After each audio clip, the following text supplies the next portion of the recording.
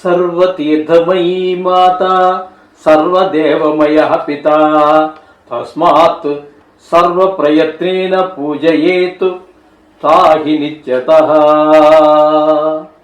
మాతృదేవో భవ పితృదేవో భవ. సెప్టెంబర్ నెల 2026 సంవత్సరంలో మాస ఫలితాలు ద్వాదశ రాశుల వారికి ఎలా ఉన్నాయో తెలుసుకునే ప్రయత్నం చేద్దాము. సెప్టెంబర్ మాసంలో వచ్చేటటువంటి ముఖ్యమైన పండుగల గురించి మనం ప్రస్తావిస్తూ ఉన్నాము. ఇప్పుడు కూడా వాటి గురించి ఏ ఏ పండుగలు రాబోతున్నాయి అనేది తెలుసుకుందాము. వాటి యొక్క ప్రాముఖ్యత తరువాత ఎపిసోడ్లో మనం ఆధ్యాత్మిక విషయాల్లో మనం చెప్పుకోవడం జరుగుతుంది. తప్పకుండా చెప్పుకుందాము. ఎందుకంటే పండుగ చేసుకుంటున్నాము, ఏదో అల్లుడిని పిలుస్తున్నాము, ఇట్లా చేస్తున్నాము, కరెక్టే. అసలు ఆ పండుగ ఏంటి, దాని ప్రాముఖ్యత ఏంటి అనేటటువంటి తెలుసుకోవాల్సిన ఆవశ్యకత ఒక హిందువుగా. తినడం మాత్రం మర్చిపోకుండా చేసుకుంటున్నాం. దానికి ఏమేమి పిండి వంటలు చేసుకోవాలని చెప్పారో అవన్నీ చేసుకుంటున్నాం, కమ్మగా తింటున్నాము, ఓకే, దాని గురించి ఏం కాదు.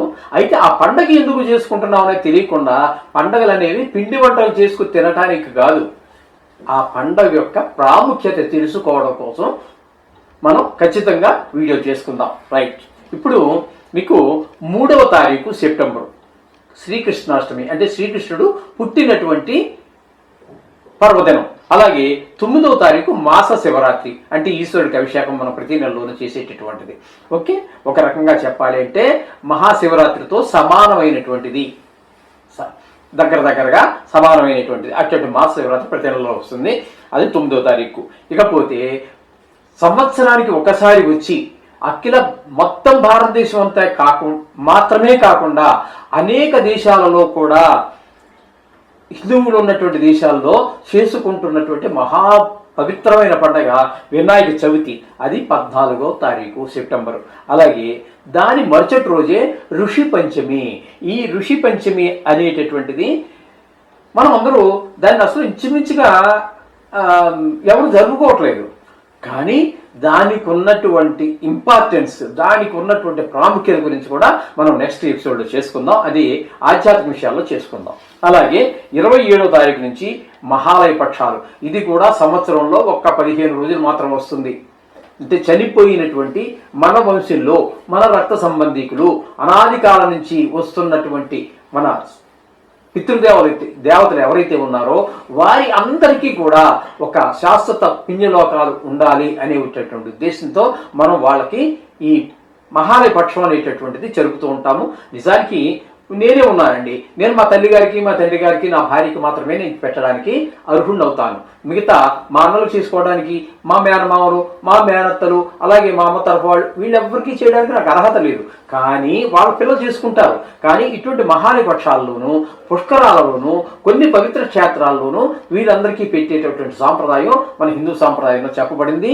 కాబట్టి అటువంటి మన పెద్దలందరికీ కూడా అందరినీ తలుచుకునే ఒక కృతజ్ఞత తెలియపరుచుకునేటటువంటి అవకాశం ఈ మహాలయ పక్షాల్లో మనకి వస్తుంది. ఇవన్నీ కూడా సెప్టెంబర్ నెలలో వచ్చేటటువంటి ఇంపార్టెంట్ పండుగలు. వీటి గురించి మనం సెపరేట్గా తప్పకుండా మనం వీటిలో చెప్పుకుందాం. సెప్టెంబర్ నెల 2026 సంవత్సరంలో మాస ఫలితాలు సశాస్త్రీయంగా తెలుసుకునే ప్రయత్నం చేద్దాము. ఇక్కడ ఈ వృశ్చిక రాశి వారికి చతుర్థంలో రాహుగ్రహ సంచారం జరుగుతున్నది. ఇది అంత శుభ ఫలితములను ఇవ్వజాలదు. చతుర్థ స్థానంలో ఉన్నప్పుడు తల్లిగారి ఆరోగ్య విషయంలో కానివ్వండి, లేకపోతే ఆవిడ ఆశీస్సులు మనం పొందలేకపోవటం కానివ్వండి, ఈ విధమైన పరిస్థితులు ఉంటాయి. అలాగే విద్య, భూమి, గృహము, వాహనము, మన స్వభావం ఇత్యాది విషయాల్లో కొంచెం రాహు 4వ స్థానంలో ఉన్న కారణంగా మనకి అన్ని ప్రతికూలంగానే ఉంటాయి. ముఖ్యంగా 4వ స్థానంలో రాహు ఉండటం వలన ముఖ్యంగా ఈ రియల్ ఎస్టేట్ వ్యాపారస్తులకి, వాహన వ్యాపారస్తులకి, అంటే కొంతమంది కొత్త వాహనాలు అమ్ముతూ ఉంటారు, కొంతమంది సెకండ్ హ్యాండ్ వాహనాలు కొని వాటిని రిపేర్ చేసి కొంత లాభం వేసుకుని అమ్ముతూ ఉంటారు. అటువంటి వారికి పూర్తిగా ప్రతికూలమైనటువంటి ఫలితాలే రాహు వల్ల ఏర్పడుతూ ఉన్నాయి ఈ మాసంలో. అలాగే 5వ స్థానంలో శనిగ్రహం వక్ర సంచారం వలన సంతానం మీద దుష్ప్రభావం పడుతుంది. చదువులో శ్రద్ధ తక్కువ, ఆటల్లో శ్రద్ధ ఎక్కువ, చెడు స్నేహాల మీద కొంత చెడిపోయేటువంటి అవకాశం కూడా ఉంటుంది. కాబట్టి వయసును బట్టి చూసుకోండి. మరి చిన్నపిల్లలకి అవి ఏమీ ఉండవు. అవసరమైతే వాళ్ళ మీద కాస్త మీరు ఒక కన్ను వేసి అవసరమైతే తగిన చర్య కూడా తీసుకోవాల్సి ఉంటుంది. ఈ శని 5వ స్థానంలో ఉండటం వలన. ఇకపోతే 8వ స్థానంలో కుజుడు 18 రోజులు, వ్యయ భాగ్యస్థానంలో 12 రోజులు సంచారం చేస్తున్నారు. ఇక్కడ అష్టమ స్థానంలో ఉన్నప్పుడు పెద్ద దుఃఖ వార్తలు వినటం లాంటివన్నీ జరుగుతూ ఉంటాయి. కొన్ని పరాభవాలు అవమానాలు జరుగుతాయి. 9వ స్థానం దగ్గరికి వచ్చేటప్పటికి తండ్రి గారి ఆరోగ్య విషయంలో కొంచెం ప్రత్యేకమైన శ్రద్ధ తీసుకోవాల్సి ఉంటుంది. ఆయన కోపం రాకుండా చూసుకోండి. ఆయనకి బీపీ షుగర్లు అలాంటివన్నీ ఒకసారి చూసుకుంటూ ఉండండి. అలాగే ఇక్కడ గుడులు గోపురాలకి ఏమైనా వెళితే కూడా కొంచెము అక్కడ మీకు ఇబ్బందులు ఎదురు పడేటువంటి అవకాశం ఉంటుంది. కాబట్టి ఈ 12 రోజులు అంటే 19వ తారీఖు నుంచి 19, 20 నుంచి నెలాఖరు వరకు 30వ తారీఖు వరకు కాస్త ఈ ఏదైనా ఆల్రెడీ మీరు ప్లాన్ చేసుకొని ఒక ప్రణాళిక ఏర్పరచుకొని టికెట్లు కొంటే మనం ఏం చేయలేము. సరే, అట్లాంటి మీరు ప్లాన్ వేసుకున్నారు కానీ ఇంకా టికెట్ కొనడం అవి జరగకపోతే ఈ 12 రోజులు కాకుండా ప్లాన్ చేసుకోండి. తర్వాత ఎప్పుడు దాని ద్వారా ఇవి వచ్చేటటువంటి అదే మరి సూచితం శాస్త్రం అన్నారు, జ్యోతిషం సూచించారు. మనకి అక్కడ కొంచెం ఇబ్బందులు ఎదుర్పడుతున్నాయని చెప్పి మరి కుజుడు చెప్తున్నాడు. కాబట్టి మీరు అప్పుడు మీరేం చేయాలి, దాన్ని ముందుకు మార్చుకోవటమో లేకపోతే వెనక్కి మార్చుకోవటమో చేయవచ్చు అన్నమాట. అది విషయం ఈ విధంగా ఉంటుంది. ఇకపోతే 9వ స్థానంలో గురువు యొక్క సంచారం జరుగుతుందండి. ఇది మాత్రం అద్భుతమైనటువంటి ఫలితాన్ని ఇస్తుంది భాగ్యస్థానంలో ఉన్న వారికి. ఇక్కడ వివాహం చేసుకోవాలి అనుకునేటటువంటి వారికి ఇక్కడ మీకు వివాహం కుదరటం కానీ లేకపోతే పెళ్లి జరగటం కానీ జరిగే అవకాశం ఒకటి స్పష్టంగా గోచరిస్తూ ఉన్నది 9వ స్థానంలో ఉండటం వల్ల. అలాగే భాగ్యం, అన్ని రకాల భాగ్యాలు కూడా మీకు సంక్రమించే అవకాశం అంతా మనకి 9వ స్థానంలో ఉండటం వల్ల అది కూడా విశేష దృష్టి అన్నిటికంటే లాస్ట్ ఉంది. కానీ మిగతా పంచమ దృష్టి కన్నా సప్తమ దృష్టి కంటే కూడా చాలా బలీయమైనటువంటిది. అందులోకి ఇక్కడ ఉచ్చస్థాన ప్రభావం ఏం ఉండదు, కానీ 9వ స్థాన ప్రభావం మాత్రం అంత గట్టిగా గొప్పగా ఉంటుంది ఇక్కడ. ఇకపోతే బుధుని యొక్క సంచారం తీసుకున్నట్టయితే దశమ స్థానంలో ఒక 7 రోజులు, 11వ స్థానంలో అంటే ఏకాదశి స్థానంలో 23 రోజులు, దశమ స్థానంలోనూ ఏకాదశి స్థానంలోనూ కూడా వృత్తిపరమైన ఆర్థికపరమైనటువంటి అనేక అంశాలు మీకు కలిసి వస్తాయి. బుధుడు అంత చక్కగా మీకు నెలంతా కూడా ఆయన మీకు ఉపయోగకరంగా ఉన్నారు. ఎవరు? బుధ భగవానుడు. ఇక రవిని కనుక మనం తీసుకున్నట్టయితే దశమ స్థానంలో ఏకాదశి స్థానంలో సంచారం చేస్తున్నారు. ఇక్కడ దశమ స్థానంలో ఉన్నప్పుడు ఉద్యోగార్థులు ఎవరైతే ఉన్నారో, అది గవర్నమెంట్ ఉద్యోగం కావచ్చు, ప్రైవేట్ ఉద్యోగం కావచ్చు, లేకపోతే ఏదైనా కావచ్చు, ఒక వృత్తి ఏదో ఎంచుకోవాలనుకున్న వాళ్ళకి చాలా ఉపయోగకరంగా ఉంటుంది. 17వ తారీఖు వరకు రవి ఆ స్థానంలో ఉండటం వల్ల, దశమ స్థానంలో ఉండటం వలన. అలాగే 11వ స్థానంలోకి వచ్చిన దగ్గర నుంచి ఆర్థికపరమైన ఏ వృత్తి అయితే మీరు స్వీకరిస్తున్నారో ఆ వృత్తి ద్వారా వచ్చేటటువంటి ఫలితాన్ని ఇక్కడ రవి 13 రోజుల పాటు ఇక్కడ ఏకాదశి స్థానంలో ఉన్నప్పుడు ఆ ఫలితాన్ని కూడా మీరు అనుభవంలోకి వస్తుంది. అంచేత రవి కూడా పూర్తిగా మీకు నెలంతా అనుకూలురే. ఇక బుధుడి గురించి మనం చెప్పేసుకున్నాము. శుక్రుడు గురించి చెప్పుకోవాలి. శుక్రుడు 11వ స్థానంలో 2 రోజులు, వ్యయ స్థానంలో 28 రోజులు.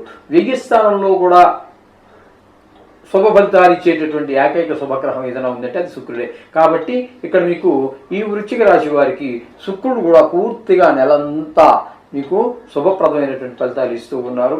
అంచేత మీరు ఏకాదశి స్థానంలో కూడా ఉన్న కారణంగా మీరు షేర్ మార్కెట్లో పెట్టుబడి పెట్టేటటువంటి వారు, ఈ కళల్ని ఆధారంగా చేసుకుని జీవితాన్ని గడిపించేటటువంటి డ్రామా యాక్టర్లు, సినిమా నటులు, మన యూట్యూబ్, ఈ టీవీ రంగాలకు సంబంధించినటువంటి వారు, ఇంకా పల్లెటూరులో అనేక రకాలైనటువంటి కళాఖండాలు ఉంటాయి. చిత్రలేఖకులు కావచ్చు, శిల్పులు కావచ్చు, ఏ విధమైనటువంటి కళలను ఆధారంగా చేసుకొని జీవిస్తున్నా వారందరికీ కూడా శుక్రుడు అత్యంత శుభప్రదమైనటువంటి ఫలితాన్ని ఇస్తూ ఉన్నారు ఈ సెప్టెంబర్ నెలలో ఈ వృశ్చిక రాశి వారికి.